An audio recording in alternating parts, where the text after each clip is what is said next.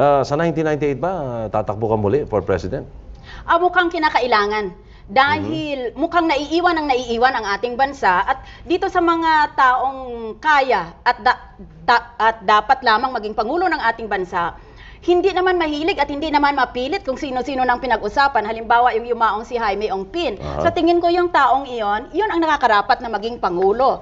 Yun bang talagang may malasakit siya para sa mga mahihirap at iniisip niya ang kabutihan ng ating bansa. Hindi kung pwede siyang ma-re-elect o pwede siyang gumawa ng kanyang political dynasty. Pero yung mga taong kamukha ng ganyan na dapat maging pangulo natin, ayaw naman. Yun ang problema sa ating bansa.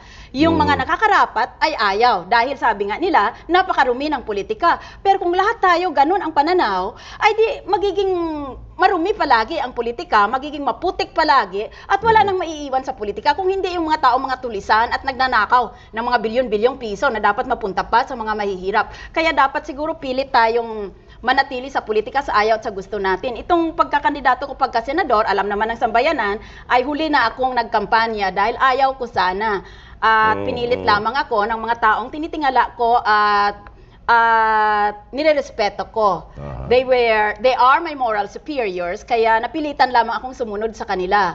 Kaya siguro sa 1998, kung yun talaga ang gusto ng Diyos, kung yun talaga ang nakaukit sa tadhana, ay gagampanan natin, maski hindi pa sana natin talagang hilig. Kung kinakailangan. Kung kinakailangan. Senator Miriam, pasensya ka na ha, pero ito na siguro ang magandang pagkakataon din para sagutin mo yung mga ibang paratang sa'yo. Unang-una, nung kampanya kasi may mga naglalaba sa mga posters, ewan ko ba kung bakit